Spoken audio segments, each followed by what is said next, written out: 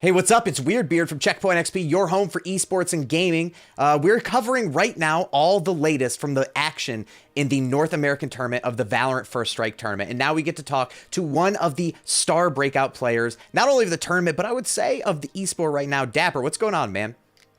Not much, man. How about you? Good. You know, it was a tough loss that you guys just went through with 100 Thieves and everything.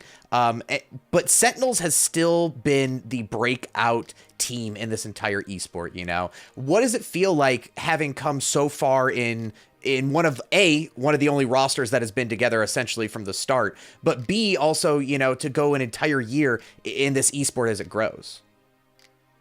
Yeah, I mean, it feels great. Obviously, it's easy to say that when you're winning a lot, like we have. But we all get along. This is probably the best. I played on a lot of teams. I come from a CS background, and I played on a lot of teams that like they kind of like you could have the results, but they kind of fall apart internally. Like people don't get along, or like the way someone speaks and criticizes someone else doesn't like. But I think it's safe to say that we all enjoy each other's presence and yeah, we click. We have the chemistry. So, and you know, one of the other things that I've really talked to a lot of players about throughout this entire tournament is I'm a CSGO guy, right? Like that's where I come from, so I know a lot of the players. But it seems like the conversation consistently is about like Overwatch players, or it's about, you know what I mean, like players coming in from other sports, or like Fortnite guys trying to make a go in Valorant. How does it feel being a CSGO guy coming to Valorant? Do you feel a little bit more like you have to show up and and show people what's up? No, I actually think that's why the other games they get talked about more, because they have like the pressure to be like, this isn't your field, so you need to show up. You know, we don't really have that pressure. Obviously, I want to do well. I want to be one of the best. You know, we can make our mark. So like, I always hold myself to a high standard no matter what. Yeah. But the external pressures of like people like CS versus Fortnite versus Overwatch, I don't really care about that. It's like, you know, just watch me kill people. Just you don't have to compare me to like all these other games. Yeah, just click on heads and you'll be fine. You know, so like Sentinels really, I wanted to get from you, what do you think the kind of like the identity of this team is? Because it seems like you guys have done a lot of really good things so far. And one of the things I've seen just from watching games is like being able to win those clutch rounds, you know, to be able to get from the quarters into the semis. There were so many clutch rounds that you just made sure that nobody was even able to close on you. So what do you think that this team is kind of made of? Yeah, we have a lot of grit, you know, like a gritty team. We're really good at adapting. Usually like late round and stuff, we're really good at adapting to the enemy teams and like what they like to do. Like finding like little tendencies, you know, this person always does this, and if this person's over here, that means they're doing this setup. And like we're really, really good, I think, at like sniffing those things out and catching people off guard and making like the best choice with all the information that we gather.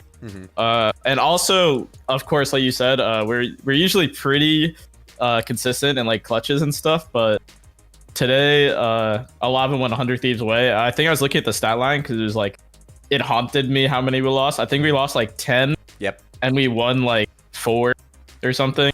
I'm not saying like we didn't have huge rounds, because we did, but like usually we're way better than that. So, you know, congrats to them. They played way better than us. But yeah, it's something to get better at. Well, it was also interesting because you beat 100 Thieves on their map pick, and then they beat you guys on your map pick. Like, was it weird playing Icebox? Because again, I think you're the only team that's played Icebox twice, I think, in this tournament.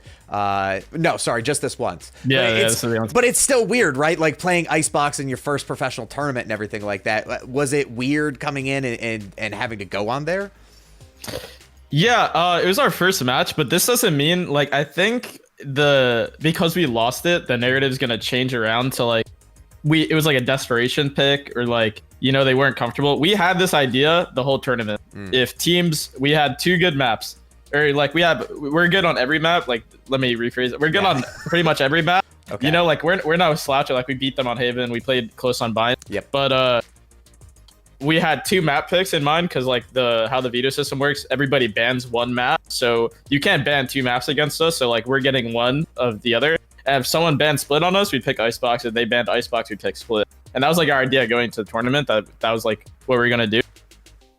But yeah, I think it being our first Icebox match kind of killed it for us. We've lost like pretty much we lost 2 impactful rounds of them just walking mid you know, just walking mid, and they just caught us off guard, and they won 2 huge rounds in an OT game. So it's like, when you lose rounds like that, you don't really deserve the win. But I think next time we play Icebox, you know, we won't let that happen again. So it's just a learning opportunity. So. And last question real quick, what is 2021 going to look like for Sentinels? Like, what's the one thing that you guys are hoping to take into next year and just continue building on?